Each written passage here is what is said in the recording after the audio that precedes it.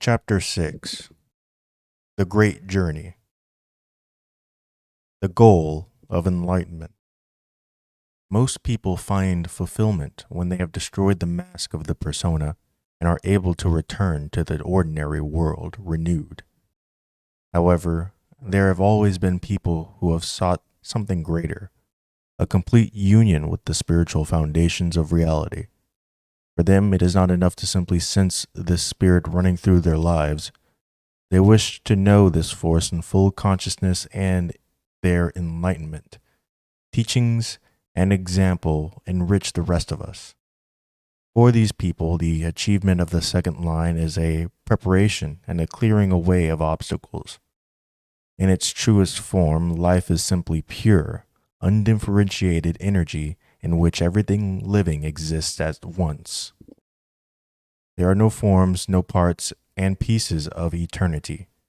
Consciousness protects us from such overwhelming experience. It breaks down the totality of life into opposites and categories. In The Hanged Man and Temperance, we partially reach beyond these limiting illusions to a sense of life's great power and a sense of ourselves as part of that power. But even in Temperance, the illusion of separateness returns. The card below Temperance is called the world because it is through experiencing it we and the universe become one. The line begins with a paradox, a seeming fall into the illusions of the devil. By pursuing the meaning of the card at this particular place, we come to a new understanding of what is involved in liberation. At the beginning of the major arcana, we said that darkness and light were bound up together. The dark unconscious side, however, lay hidden in the temple of the high priestess, to be experienced only through intuition. To go beyond the veil, we must first go into the darkness of the self. Many religions celebrated the passage through darkness to the land of eternal life. When the Christian church established its religion of light, it banished all the evocations of darkness as evil. The common image of the devil is simply a mixture of the Greek god Pan and various other competitors of Christ. The tower's meaning depends on how we view the devil. If we see the devil as simply illusions, then the tower shows them shattered by violent upheaval. However, if the devil signifies release of repressed energy, then the illusion shattered by the lightning is nothing less than the veil of a consciousness itself. In each line, the middle three cards form a special group. For the first, it was the triad of nature, society, and education. For the second, it was the change through justice from the outer vision of the wheel to the inner experiences of the hanged man. In the last three, shows the passage from the inner revelations of the star back to the consciousness of the sun. In between, filled with the strangeness, lies the moon. The sun is not the end. However, more we descend into darkness to experience, in judgment and the world, a total joining with the universe and the spirit that fills it. We are now able to act in the outer world while never losing that sense of vastness and wonder within the magician and the high priestess united in one joyful dance. The devil. Why does this grim figure of oppression appear so late in the tarot? After achieving the balance of temperance, why fall so abruptly? The devil bears the number 15, which reduces to 6. The lovers. In fact, we can say that White worked backwards from the devil when he designed his radical versions of the lovers. Thus, in the Rider pack, the devil, with his captured demons, appears as a version of Trump 6. But why the true card so early and the pervasive version so near the end? The devil introduces the last line. This hints that it provides some vital energy for the work of that line. Now the line deals with archetypal forces beyond the self. Does the road to enlightenment take us through the dark world of the devil? Remember, Dante goes through hell before he can reach purgatory and paradise.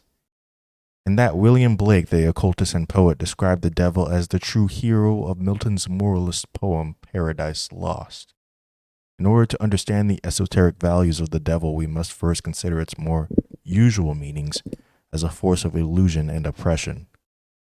The main illusion is materialism, a term which we usually think of as an over-concern with money, but which more properly means the view that nothing exists beyond the world of the senses. The devil perches on a block of stone similar to the Emperor's cube in the Bota deck, see figure 5, but where that cube symbolizes the entire universe, the devil's rectangle, half a cube, indicates an incomplete knowledge. Denying any spiritual component to the life, and materialist pursues only personal desires, monetary, sexual, and political. Since such narrowness often leads to unhappiness, the devil has to come to symbolize this misery. When we look at the two figures, however, we do not observe any discomfort in their face or posture. Notice also that the chains do not really hold them. The large loops can easily come off. The devil's power rests in the illusion that nothing else exists. In a great many situations, from political oppressions to the personal misery of a bad family life, people only become consciously unhappy when they realize that life holds other alternatives. The devil's posture, one hand up, one down, recalls the magician, where Trump 1 raises a wand to heaven, bringing down spiritual power. The devil's torch points to the earth, signifying the belief that nothing exists beyond the material. The devil's palms bears the astrological glyph for Saturn, a planet often seen as symbolizing evil or misfortune, but more properly viewed as limitations, weakness, or restrictions. The outspread fingers plus the number 5 and 15 recall the Hierophant's 2 fingers up, 2 down, where the latter gesture signifies that there was more to the universe than what you can see before you. The devil's open palm indicates again that nothing exists beyond the obvious. The devil wears a reverse pentacle, a symbol of black magic, on his forehead. Now the pentacle carries a great meaning significances. If it stands with your feet apart and your arms out, you will see that the pentacle symbolizes the human body. The right way up, the head is uppermost, and when we reverse the pentacle, the genitals are above the head. In traditional Christian teachings, the power of reason, the ability to tell right from wrong, rules the desires.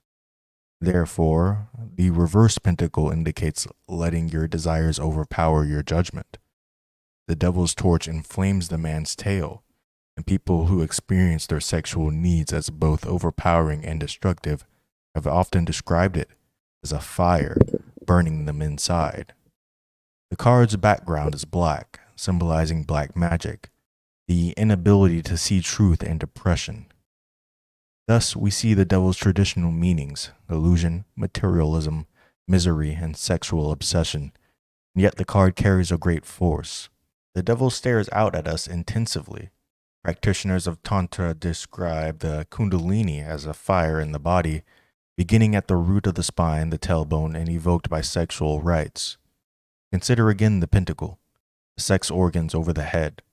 The image reminds us of the rider pack lovers, where the woman, symbol of the unconscious and the passions, looks to the angel. We can also recall strength directly above the devil, where the lion symbolizes the animal energy raised up and tamed. We have already spoken of the occult belief that sexual and spiritual energy are actually one and the same, symbolized by Scorpio's double image of scorpion and eagle. Strange as it sounds, this idea is not really so mysterious. It takes neither an occultist nor Freudian to recognize the great power of sex in our lives. How much of popular culture, with its love songs, romantic movies, and sexual jokes and slang, is devoted to it? If, for the average person, the sex urge is dominant, then it makes sense that the occultist should seek and tap into this energy and raise it to such a level that eventually it becomes wholly transformed into the overwhelming experience of enlightenment.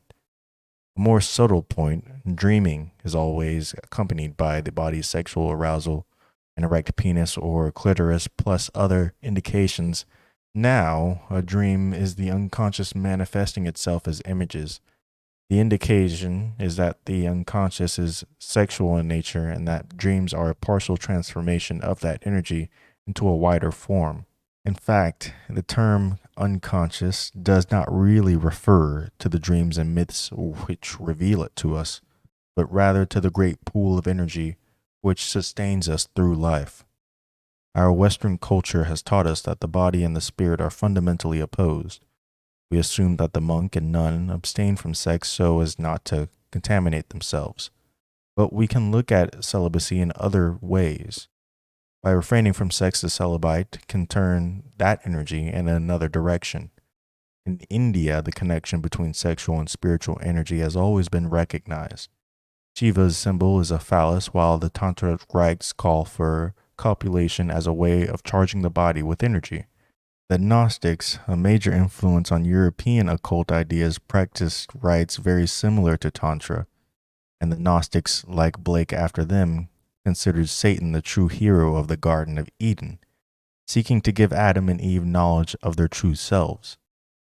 If the way to spirit leads through the desires, then why does society repress them? And if the path to liberation has been known and mapped out for centuries, why keep it a secret? The answer to these questions lies in the terrible power of sexual spiritual energy. If raised to the higher level, it frees us from the limitations of duality. However, if the power is released and not transformed, it can result in obsessions, sexual crimes, violence, and even the destruction of the personality. It was not simply sexual politics that led to the Greek patriarchs to attack the female-dominated mysteries of ecstatic rapture. Overwhelmed by the forces released within themselves, the worshippers would whip and mutilate themselves and sometimes rage through the countryside, tearing to pieces of animals and men and even children who were not safely locked indoors. It is only the person who has been trained, who has achieved a deep level of inner peace, who has in fact reached the understanding the tarot calls temperance, who can deal safely with the forces implied in the devil. Actually, the devil implies a great deal more than sexual rites and violent energy. On a wider sense, it symbolizes the life energy locked up in the dark hidden areas of the self, which cannot be entered by ordinary means. It is called the devil because for those who are not prepared to receive this energy, it can manifest itself as monsters, a sense of universe as filled with evil, or the temptation to indulge in violence. We said in the second line that the child develops a strong ego so it will no longer fear the darkness. The action of the second line gives us a glimpse of the dark waters beneath the wheel of life. The third line requires a complete release of unconscious energy. Such a flood can only come through entering that hidden area, with all its illusions, horrors, and desires which can so easily distract the unprepared from the final goal. Look again at the gestures of the Hierophant, see figure 6, and the devil. The priest's two fingers held down signify that there is more to life than what we see. At the same time, the figures simply imply that the path to that deeper knowledge is closed. The devil's open fingers, however, can symbolize the narrow illusion of thinking that what you see is all that exists, or it can symbolize seeing everything, nothing hidden away. The specific gesture made by the devil, with a gap between the two double fingers, is the gesture made by the high priest in Jerusalem to bring down the spirit force. It survives today in the Jewish New Year celebrations as part of the priestly blessings. Paul Douglas has called Trump 17 of the dark side of the collective unconscious. When the so-called black magicians, once a title for the devil, conjures a demon, he or she is actually bringing out a force from inside the self. If the operation goes successfully, the magician masters the demon, making it his or her servant. That is, the magician uses the liberated energy rather than failing a prey to it. To do this, the magician must be purified of ego desires and of fear. In short, he or she must have achieved temperance. Otherwise, the demon can win the encounter. The magician becomes a slave to the illusions of the devil. We have gone quite deeply into a radical interpretation of the devil. The card's divinatory meanings tend to follow the more usual interpretations. We take the more obvious meanings because in a reading the card appears out of context. The devil can indicate a narrow, materialistic view of life. It can mean any form of misery or depression, especially feeling chained or imprisoned with the illusions that no alternatives are possible. If it appears in connection with the lovers, it shows that a relationship which began with love has turned into a trap. The devil signifies being the slave of your desires rather than acting the way you think it is best. It can mean a controlling obsessive, particularly a sexual one, where the person feels drawn to the committed act he or she finds morally repugnant. The extreme example is the sex criminal.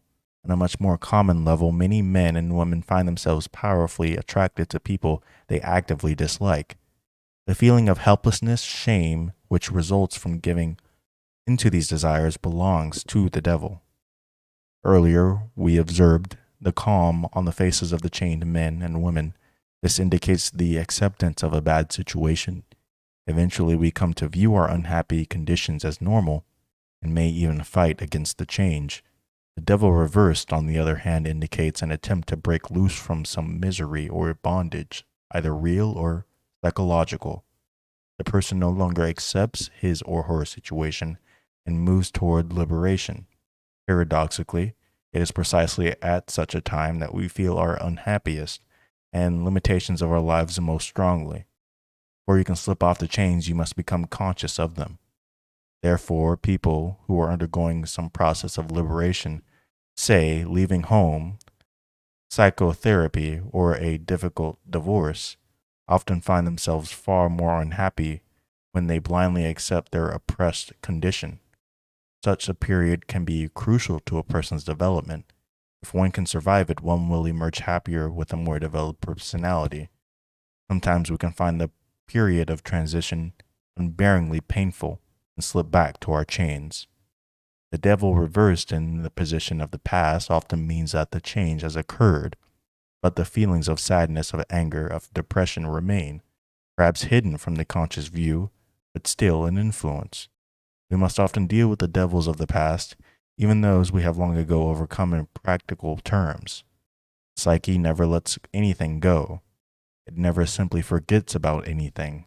The way to liberation lies in using the transformation, the knowledge, and energy bound up in every experience.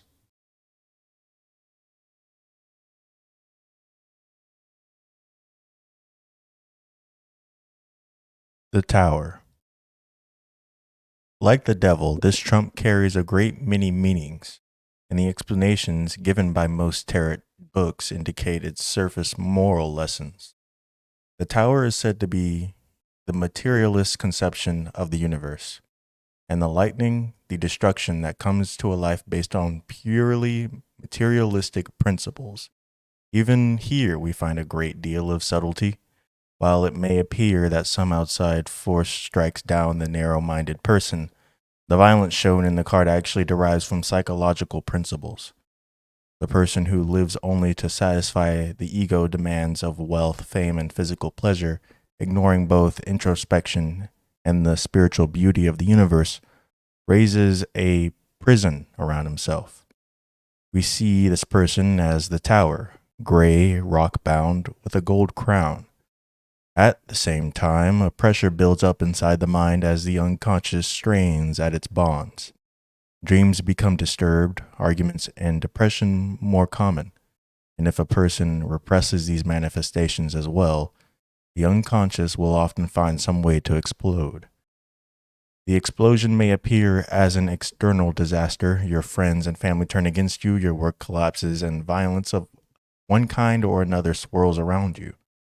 And it is true that one of the mysteries of life is the way that bad luck comes in clusters. Yet, how many of these problems result from long neglected or mishandled situations, striking us at the moment we become vulnerable? And if some problems, illness, or death of people close to us, economic problems in society, even natural disasters such as storms or lightning bolts appear at the same time as personal problems, such coincidence shows again that life does indeed contain more than we can see in front of us. We should not think that the psyche or life brings a disaster simply to punish us. The drops of the fire falling one each side of the tower are shaped like the Hebrew letter Yod, the first letter of God's name. They symbolize that anger, but grace. The universe and the human mind will not allow us to stay forever imprisoned in our towers of illusion and repression. If we cannot free ourselves peacefully, then the forces of life will arrange an explosion. I do not mean to imply that we in any way enjoy the painful experiences that shake us loose, or what we can see the beneficial ends from such means, or even that the process always results in freedom.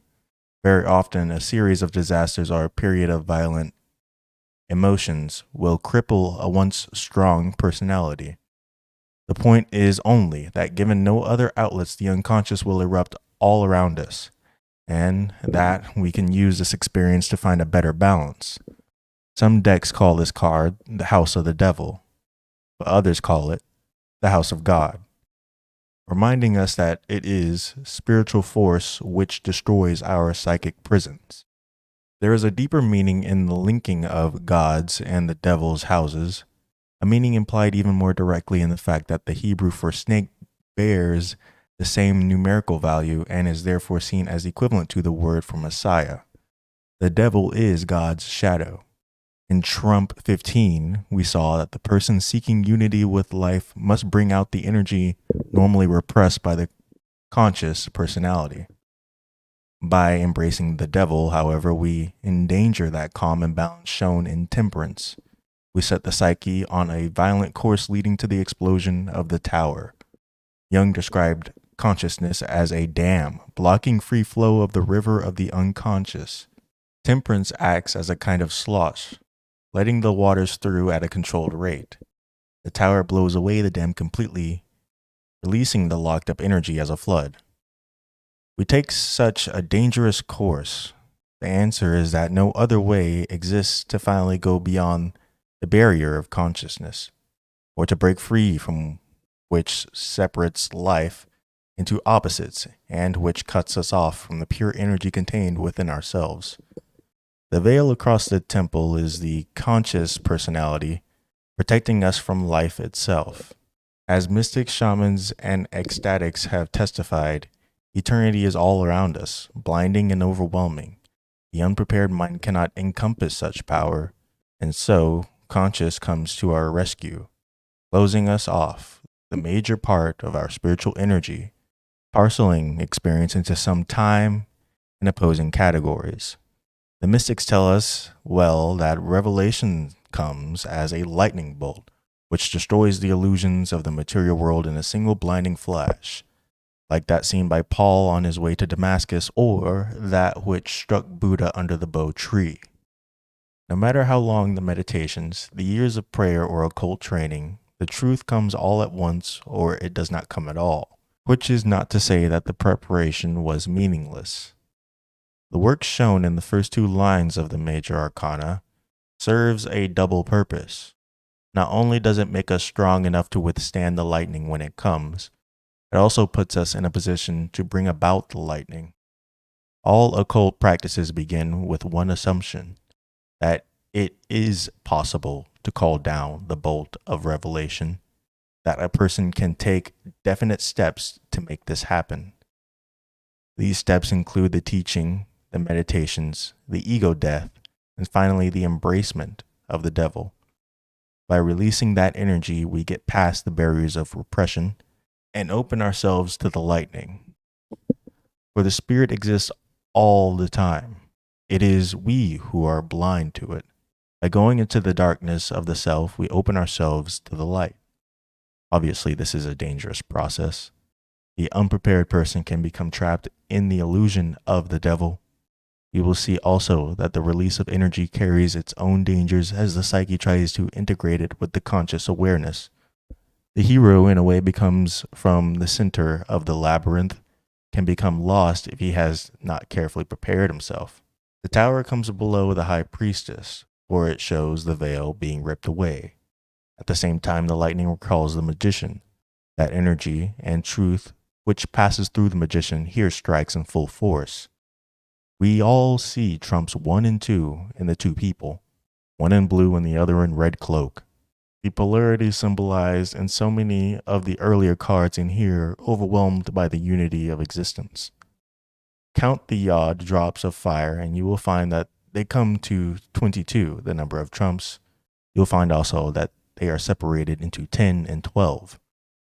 The Sumerians used a number system based on 10 for 10 fingers for worldly matters, but a separate system based on 12 for the zodiac. For spiritual counting, this duality is also an illusion. Both worlds are manifestations of the same spirit fire. The image of a destroyed tower brings to mind the Tower of Babel. On a literal level, that story explains why people speak so many languages, while morally it teaches us not to put our faith in human abilities, the tower as materialism. But we can see another meaning in Babel's destruction. The lightning that struck it was God speaking directly to humanity rather than indirectly through the ordinary phenomenon of the physical world. In an instant, the speech of God replaces the human speech that built the tower. Revelation replaces the step-by-step knowledge of the senses. Remember that the descent of the Spirit at Pentecost scrambles human language. People speak in tongues or make animal noises, and the shamans in their trances speak the languages of the beasts and birds. Human language is an aspect of culture and a limitation of consciousness. Many linguists, notably Benjamin Ruff, have demonstrated that our languages restrict our ability to perceive reality, like a filter over the universe, and the truth, the mystics tell us, cannot be expressed in words. The tower's 16 reduces to 7. The chariot linked by Case and the others to human speech. The speech of God of the tower destroys in a moment all the careful constructions of culture, language, and consciousness. In so doing, it returns us to the chaos of the sea beneath the wheel of fortune and the pool of water behind the veil of the priestess. In some ways, the tower is the most complex of all the trumps. Its more subtle meanings are at odds with its obvious ones. Like the devil, its divinatory meanings usually derive from the obvious. It usually refers to a period of violent upheaval, either literally or psychologically. The destruction of long-established situations, the breakup of relationships in anger or even violence. Because the card carries such ferocious significance, many people recoil at the sight of it. The reaction raises the vital question of how to regard the tarot's more fearful images. We must learn to use all experiences, the tower as well as the lovers.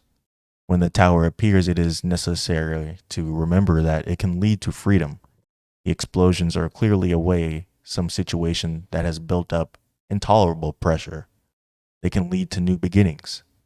To say that the tower's appearance usually signifies a difficult experience is not to insist that the deeper meanings will never arise. The card can mean a fish of enlightenment, particularly if such enlightenment replaces a limited view of life. Only the reader's intuition and experience, as well as the hints from the other cards, can indicate the specific meaning. The tower reverse indicates a modified version of the card's meaning when the right way up. The violence and storm are still there, but milder. At the same time, the reversed trump carries the extra meaning of imprisonment. To use White's term, this paradox becomes involved when we consider that when the right way up, the tower liberates. When reversed, then the card means that we do not allow ourselves to undergo the full experience. By keeping a tight control on our reactions, we lessen the pain. We also do not release all the repressed material within ourselves. The painful experience continues, never having gone its full course. By shielding the tower from the lightning, we become its prisoner.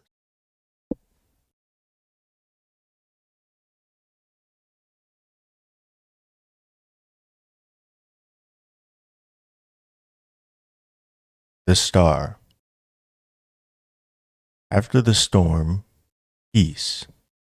The person who undergoes emotional upheaval finds afterward a sense of calm and emptiness. Lay the cards out for someone who has never seen them, and the star will hardly need interpretation. Everything in it speaks of wholeness, openness, and healing. It is worth comparison the star with temperance. We also see a figure pouring water, holding two cups with one foot on land and one in the water. Both cards come after a crisis, but where temperance is controlled, the star is free, not clothed, but naked, not standing stiffly, but subtle and relaxed. And finally, where temperance pours the water back and forth, blending but at the same time conserving, the star maiden pours it out freely, confident that life will continually supply her with new energy. The picture suggests all those mythical chalices that could never be emptied. The tower's release of energy ripped away the veiled consciousness. Here in the star, we are behind the veil. The pool of water, small though it is, represents the unconscious. That some water we saw concealed behind the pillars of the high priestess. Now this universal life energy has been stirred up by the act of pouring the person's own life waters into it. The water being poured into land indicates the energy freed by the tower is directed outwards as well as inwards. It links the unconscious with the outer reality of the physical world. One way to describe the streams of water is as archetypes of myth, the images through which the unconscious express itself. The unconscious is a whole without shape or division, but it emerges into awareness through the separate streams of mythology. With the star, we have gone beyond myth to its source as formerly energy. As light coming out of darkness, the transformation of darkness into light is the unconscious. The hidden vastness within us changed into the ecstatic awareness of superconsciousness. One stream of water flows back into the pool, signifying all the archetypes blend back into the formless truth. The value of the archetype lies only in its power to arouse the inner self and to connect us to the source. The maiden's foot does not penetrate the water. The collective unconscious has not been entered, but only stirred up. The bird on the right is an ibis, a symbol of the Egyptian god Thoth, who was considered the inventor of all arts, from poetry to pottery. Literally, he taught the first artists their techniques. But on a more symbolic level, we can say that all creative action stems originally from the pool of unformed energy. It is one function of being a physical creature that we can take this energy and use it to make up poems, paintings, and tapestries. All these human creations are symbolized in those several streams of water. Every act of creation objectifies spiritual energy in the thing created. At the same time, no work exhausts the artist's aspirations as long as he or she remain connected to the inner sources. Therefore, the one stream returns to the pool, just as each work gives to its creator new inspiration. The star appears below the empress and the wheel. In the empress, we saw the natural world glorified in the blossoms, but the empress was heavily clothed to indicate that she impresses her emotion through the things outside herself, nature, lovers, and children. In the star, we see the inner self joyful expressing itself. The star maiden combines the two female archetypes, the inner sensitivity of the high priestess brought out and expressed with the passion of the empress. In the Wheel of Fortune, we saw a vision of the universe in the mysterious symbols. Here, the tower has taken us beyond the visions. In the star, we directly experience the unconscious rather than its images. As Trump 17, the star goes beyond 7, with the star releasing the life force that the chariot controlled and directed. 1 plus 7 equals 8, and we can see that the star is strength, raised to a higher level, with the lion of desire no longer simply tamed but transformed into light and joy. The stars on the card are all 8-pointed, which, in another reference to strength, since an 8-pointed star can be formed by placing one square over another with the points alternating. The octagram is sometimes thought of as a halfway between the square and the circle. The square stands for matter and the circle for spirit. Human beings are the link between the spirit and the physical world. Our ability to both feel the truth and to act makes us vehicles through which the truth can manifest itself. The church used to describe humans as halfway between the animals and the angels. Usually, a moral interpretation was given. People could follow their desires or their reasons, but we can use this metaphor to say that human awareness and actions connect the physical world to the angels. Despite all the suggestions and manifestations, the star is not really a card of action, but an inner calm. In contrast to temperance and the moon, the star shows no road leading back to the pool, to the mountains of outer reality. Though the streams and the ibis imply the use of creative energy, the experience of the star is one of peace. For a moment, the journey can wait. In divinatory readings, the card expresses hope, a sense of healing and wholeness, especially after emotional storms. Very often, the star and the tower suggest each other even when one actually appears. Trump 17 indicates the unconscious activated, but in a very benign way. Reversed, we close ourselves off from the card's calm and hope, experiencing weakness, impotence, and fear. This deep insecurity can sometimes mask itself as arrogance. If the star indicates the human as a link between the spirit and the outer world, when the card reverse symbolizes the channels closed, and when the waters of life are dammed up inside, the outside can only become tired and depressed.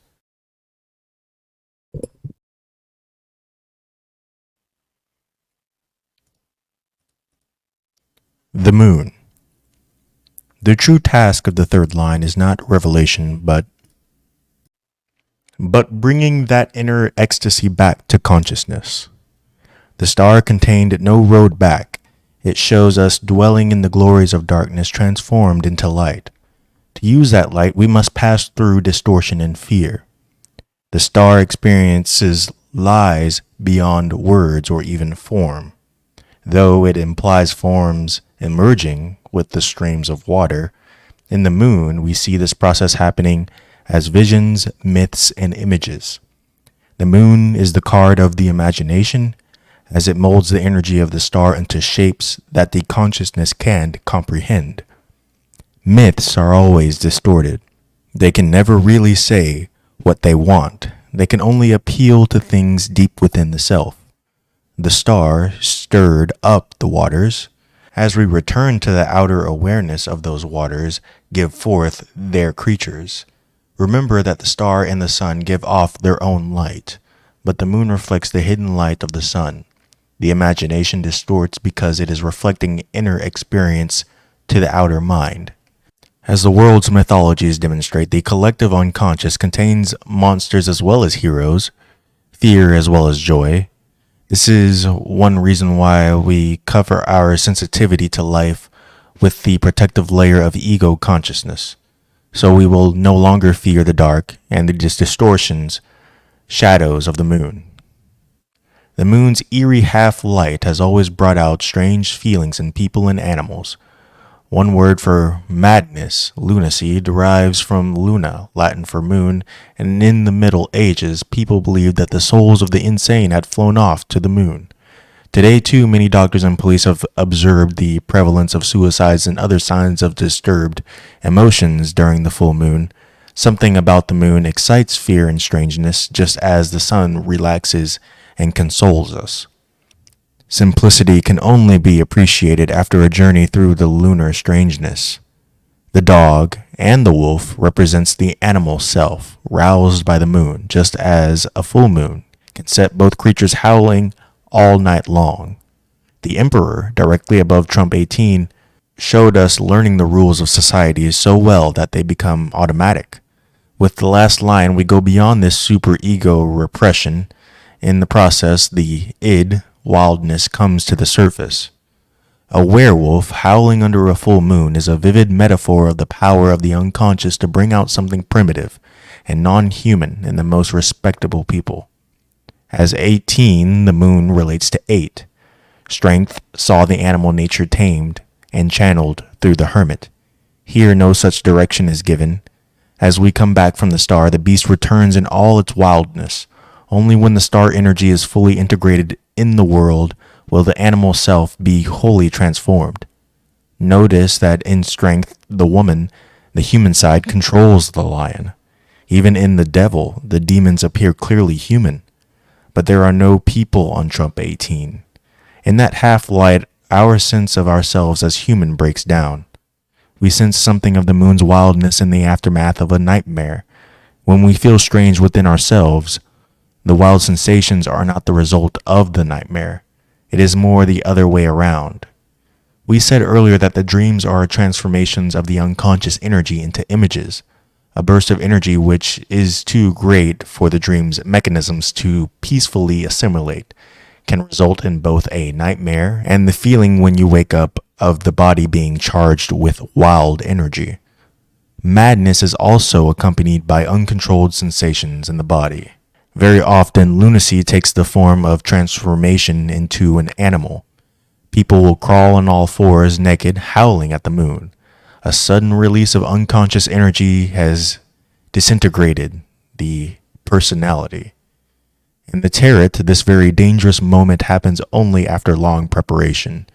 With all the normal ego problems left behind, the shaman too experiences a transformation into a beast. Shamans will leap about and speak as animals during their trances, but the shaman, like the occultists, has prepared himself with years of preparation.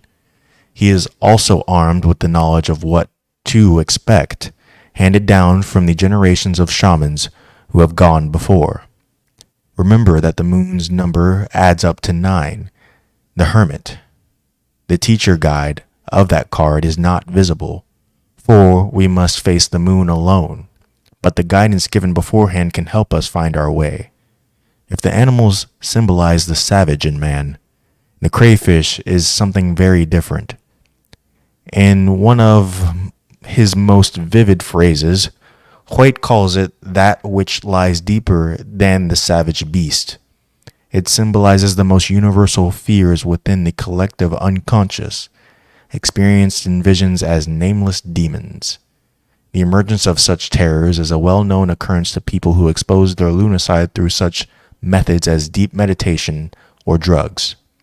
They are also seen as monsters encountered by shamans on their trance journeys. The arousal of these fears, often experienced as creatures emerging from water or pools of oily liquid, can produce unreasoning panic. Yet these images belong to our inner world. We cannot reach the sun without passing them. The crayfish half emerged from the water. White tells us it never comes completely onto land, but always falls back again. The deepest terrors are the ones that never fully take shape. We feel something inside, but we can never see what it is. At the same time, the half-emerging crayfish suggests that the journey back, consciousness, the deep perceptions of the star become distorted, because we cannot bring it all back. For this reason, too, the moon is disturbing, because the peace and the wonder of the star have become partially destroyed and lost. And yet, despite the wildness, the fearful excitement, the cool light can calm as well. The moon is said to increase on the side of mercy, a reference to the pillar of mercy on the Kabbalistic tree of life. Even more striking, the drops of light falling on the animals' heads are again yods, the first letter of God's name and symbols of grace. If through preparation and simple courage we accept the wild things brought out by the deepest imagination, then the moon brings peace, the terrors subside, and the imagination leads us back, enriched with its wonders. White writes, "Peace, be still, and there shall come a calm upon the waters. The crayfish sinks back, the waters settle, the road remains." The road leads through 2 towers, suggesting a gateway into unknown areas. The gateway is a very common symbol among mystics and shamans, seen also in many myths. Sometimes a circular pattern like the mandala, or some physical formation like a cave, or often compared to the vagina. The gateway also allows us to leave the ordinary world to enter the strangeness of the mind. The tarot's 2 towers carry another meaning. As the last complete manifestation of that duality we first saw in the pillars of the high priestess's temple, if the revelation of the tower is not integrated with ordinary life, then a new and more acute duality may result. At the same time, the very fact of having heard the speech of God totally changes our relation to the question of opposites. Previously, duality was seen as basic to life. But we now know that, in fact, reality combines all things. Where before the veil kept us from passing between the two pillars, here we have already passed through. We are looking at the two towers of consciousness from the other side. The task is not to pierce through to the inner truth, but to take back that truth. In all this, we have looked at the moon primarily in terms of its disturbing aspects. But as we saw with death in the number 13, the moon also suggests the power and mastery of women's fertility. Menstruation, the word menses relates to month and moon, is miraculous, because menstruating women bleed copiously yet do not die. Further, many women find themselves more emotional but also more psychic when menstruating. Fearing this power, men have created disturbing myths and taboos around menstruation, but power does not have to be destructive or even frightening. If respected, this lunar psychic awakening enriches life. In divinatory readings, the moon indicates an excitement of the unconscious. We begin to experience strange emotions, dreams, fears, even hallucinations. We find ourselves more intuitive, more psychic. If the card appears the right way up, then the person will allow this to happen. When accepted, the imagination enriches life. But if the card appears reversed, it shows a struggle against the experience. This struggle leads to fear and often very disturbed emotions, as the person does not allow the moon's calming side to emerge.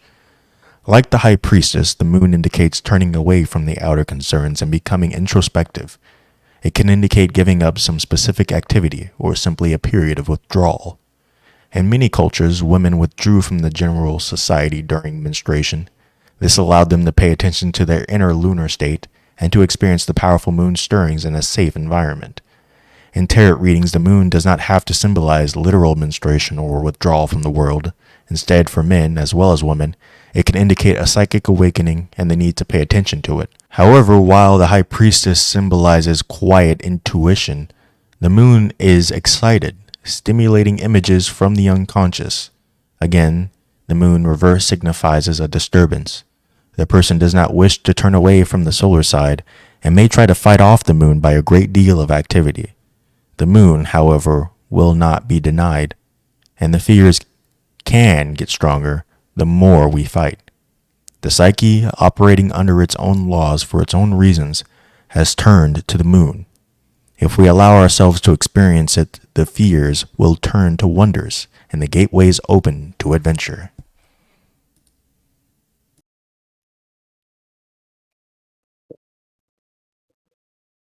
The sun. Like the hanged man, above it, the sun is both a joyful release after the test shown in the previous card and a preparation for the death and rebirth in the two cards following. Justice required action as a response to the knowledge gained about ourselves. As a result, the hanged man is passive. The moon requires passive surrender since there is no way we can control the visions rising under its influence. Therefore, the sun shows an active, energized state.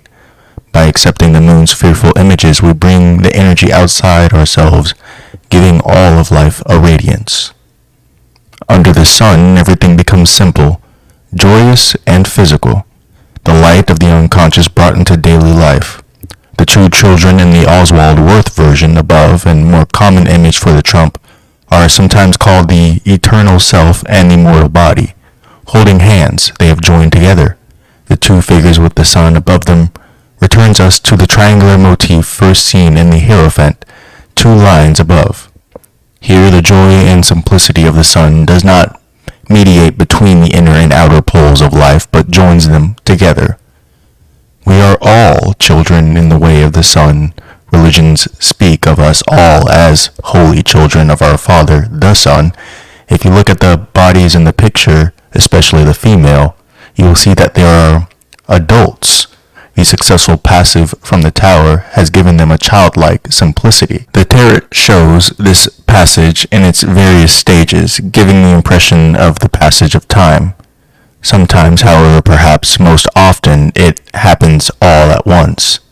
The blinding revelation of the tower, the inner radiance of the star, and the acute fear of the moon all join in a single instant of transformation, and the aftermath is joy, a sense of all life, and all the world being filled with a wondrous light.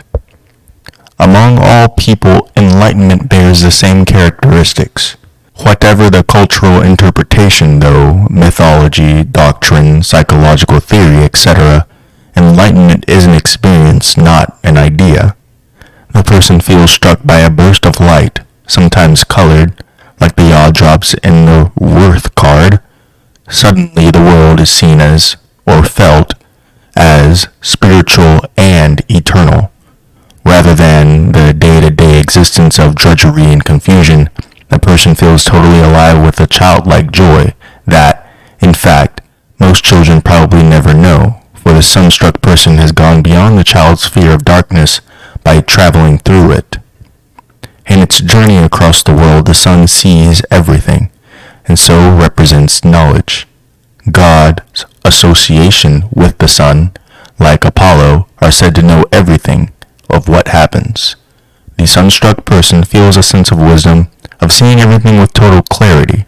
He or she is lucid, a word which means clear and direct, but which literally means filled with light.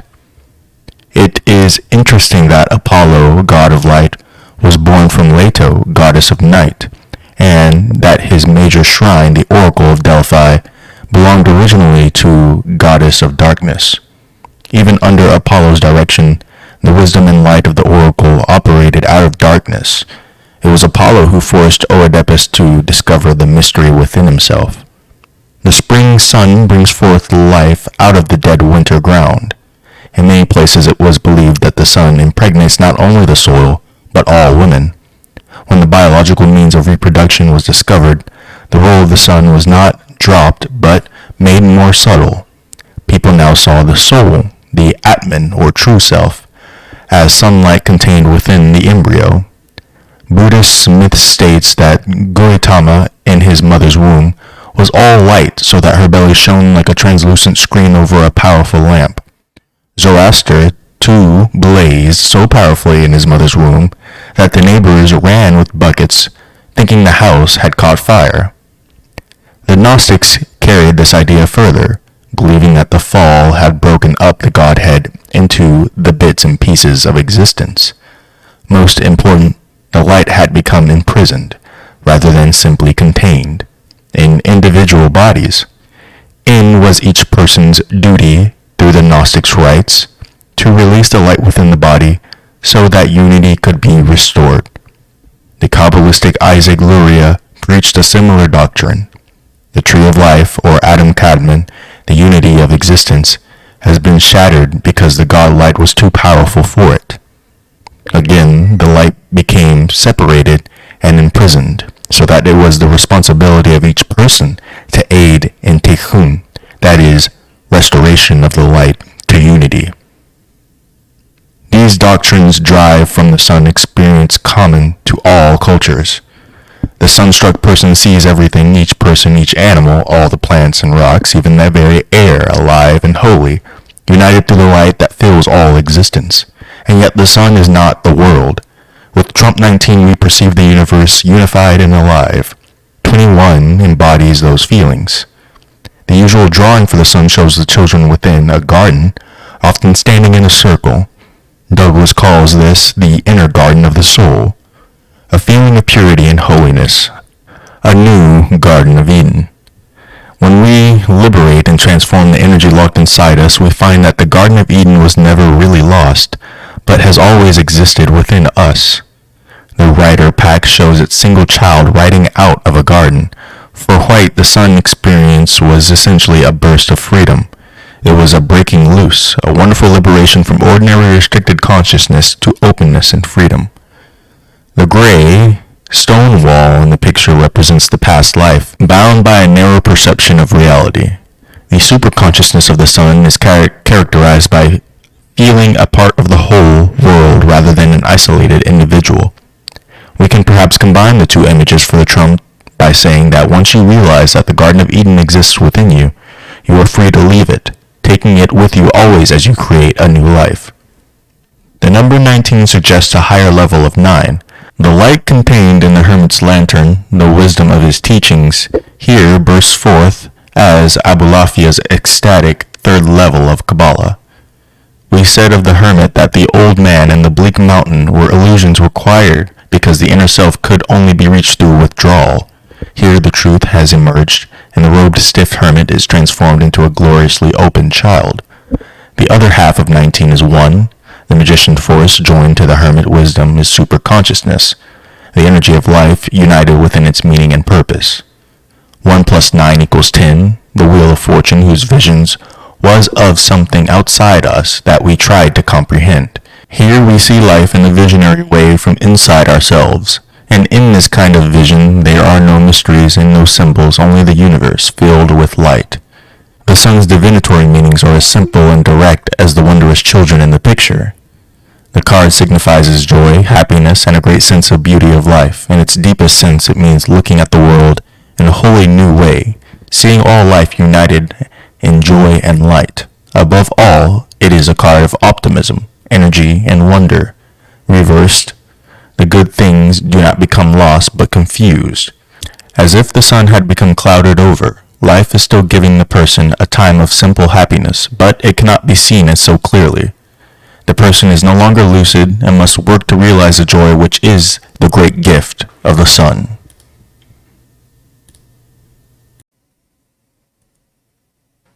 Judgment.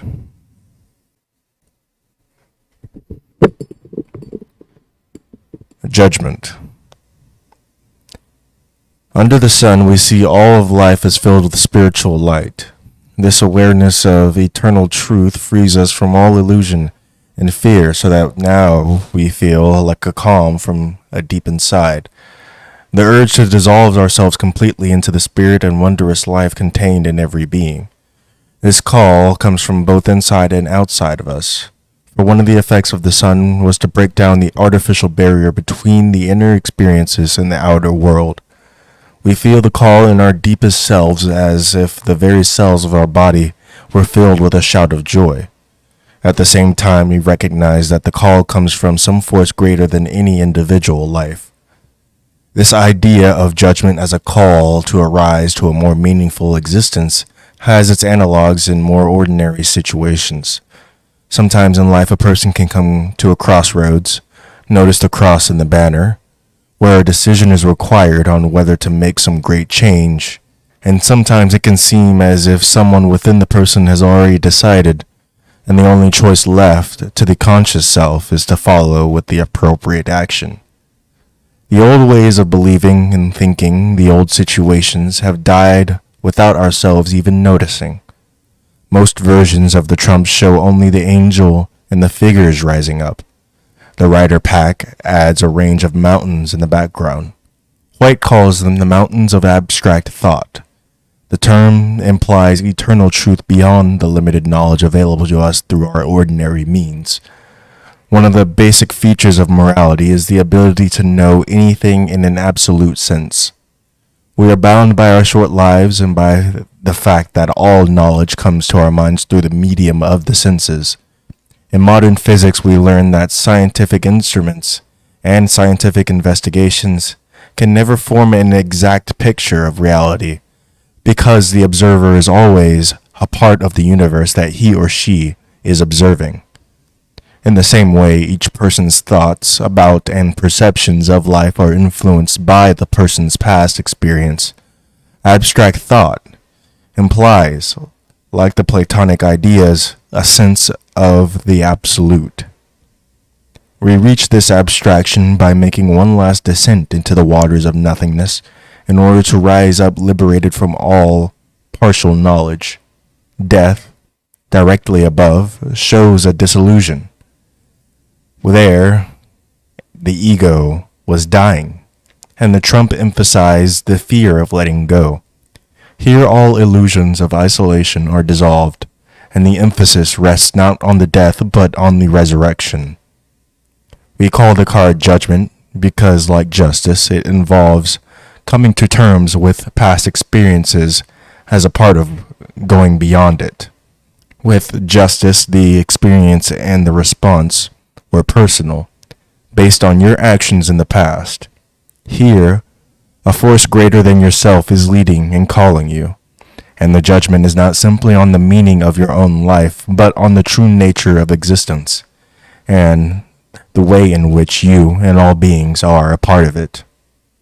At times in this book, we have referred to the Hebrew letters assigned to the different trumps. Usually we have followed the system in which the fool is Aleph. There is another system where the magician receives Aleph, and in that system judgment bears the letter Resh. Resh means head and refers, like White's mountains, to the true mind awakened by the call. Resh also suggests Rosh Hashanah, the Jewish New Year, literally head of the year. Now, Rosh Hashanah is not the start of the calendar, like the secular New Year, but represents in fact the anniversary of creation.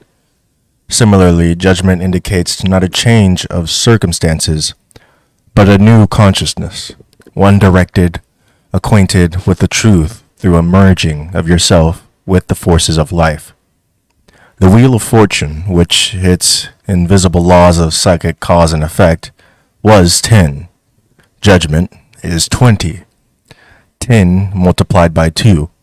Through the workings of the last line, we reveal the High Priestess's hidden wisdom, so that now we understand the inner mysteries concealed in the wheel. The cross in the banner indicates a meeting of opposites, a joining of all the things that has been separated.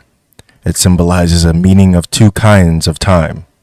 The ordinary time we perceive with our senses and by which we live from day to day, and eternity, the spiritual perception of life. These two times are symbolized by the horizontal and vertical lines of the cross. Their meeting in the center indicates that the higher self does not abandon its old activities, but goes about them in a new way. The card above Judgment is the Lovers, and in the Rider pack also shows an angel. There, however, the angel was a glimpse of a greater truth experienced through the medium of love. Here the angel leans down from the cloud to call to us. In the traditional version of the sun, we saw the final example of that triangular motif begin in Trump 5 and 6. Here we see a child between the two people. The poles of life have come together to form a new reality, in the way that every child is both a combination of its parents and something completely new. The child in front stands with its back to us. The new experience is a mystery, with no way for us to know what it will be like until we experience it. The child's hidden face also implies that we do not really know ourselves, and that we cannot until we hear and respond to the call. Virtually all mythologies contain stories of a hero separated from his parents, raised as an ordinary child with other people, and often the child himself, knowing nothing of his true identity. King Arthur, Moses, Theseus, and Christ all follow this pattern. We see the same idea in many science fiction stories, where the hero awakes in a strange place with no memory. His search for his true identity leads him to discover great powers within himself. Very often, he finds himself in the center of either a powerful plot or at the very workings of nature. We have all forgotten our true identities and have become separated from our parents in a way, and when we find or create our true selves, we will find ourselves at the center of our universe. For the center is everywhere. Most decks show only the 3 people in the background. White's addition of 3 more people all facing us suggests that while the judgment leads to the unknown, there is still an awareness, as symbolized as well by the mountains, of the ways in which the unknown life will develop. The extra people imply another very vital point. By showing a whole group rising, the trump reminds us that there is no personal liberation. Each human being is part of the human race, and therefore responsible for the development of the race as a whole. No one can truly free themselves while someone else is enslaved. Buddha was said to have come back as a Bodhisattva because he understood that he could not liberate himself until he had liberated all of humanity. At the same time, any single liberation liberates everybody. This is because any person's attainment of judgment in the world alter the circumstances of everybody's life. Gautama Buddhahood and the resurrection of Christ is seen as events that have totally changed the world. Lest we think this idea applied only to such godlike prophets as Buddha and Christ, we might recall the Talmudic saying, quoted at the end of the film Schindler's List, "He who saves one life, it is as if he has saved the entire world." In the divinatory readings, the card of judgment carries a special significance. Whatever else is going on around you, there is a push, a call from within, to make some important change. The change can refer to something mundane and immediate, or to an entire shift in the way a person looks at life. Depending on the other cards and the subject of the reading, the important thing is the call. In effect, the person has already changed. The old situations, the old self, have already died. It is simply a matter of recognition. Judgment reversed can indicate that the person wishes to answer the call, but does not know what to do. More often it shows someone trying to deny the call, usually from a fear of the unknown. There may in fact be a great many rational reasons why the person should not follow the suggested change. Lack of money, lack of preparation or responsibilities, judgment, the right way up or reversed, indicates that all the objections are excuses. When the card is upside down, the excuses become dominant. The person remains standing in the grave. The word judgment implies that the reality of life has changed. The only choice is to follow.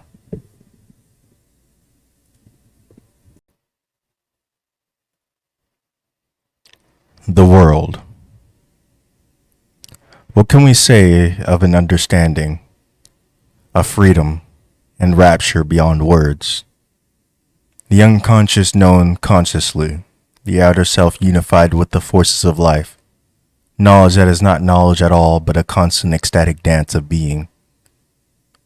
They are all true, and yet not true. We have already observed a great deal about this card and its images. The number as well as the two wands unify the magician and the high priestess. We saw the world foreshadowed as well in the wheel of fortune, and reflected how the symbols of that trump are now living realities. One way or another, the wheel has come up from vertically every card in the last line. The purpose of this line can be described as that of uniting ourselves with all those things seen in Trump 10 as external vision, that is, fate, the workings of life, the elements of existence. When the unity is achieved, the symbol vanished, dissolved into a dancing spirit.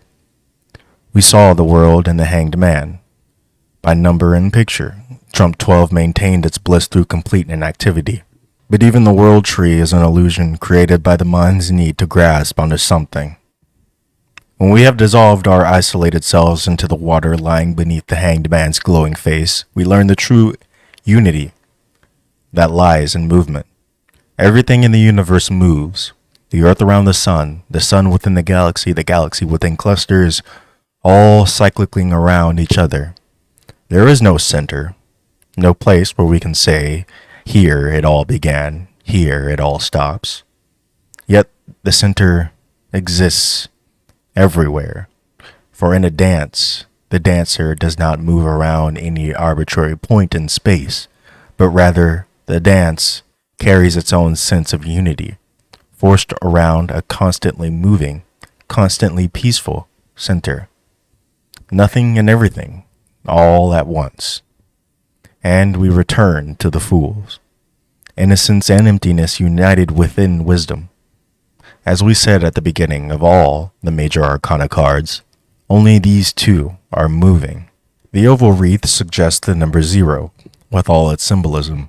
It implies as well the cosmic egg, the archetype of emergence. All things exist in potential, and all potentials are realized. The self is everything and all things. These sashes at the top and bottom of the wreath are tied into infinity signs, indicating that the self is not enclosed but open to the universe. These sashes are red, the color of the root chakra and kundalini symbolism. The dancer has not lost her physical being, her root in material, sexual reality. Instead, the energy is constantly flowing, transformed and renewed. The green of the wreath symbolizes the natural world raised up rather than abandoned. Green is also the color of love and healing, radiating wholesomeness to everyone, even those who are not consciously aware of it. The purple, the banner, is the color of divinity, and the blue, the sky, the color of communication. When we know that divinity is not something out there, but within ourselves, then our very presence communicates this truth to those around us.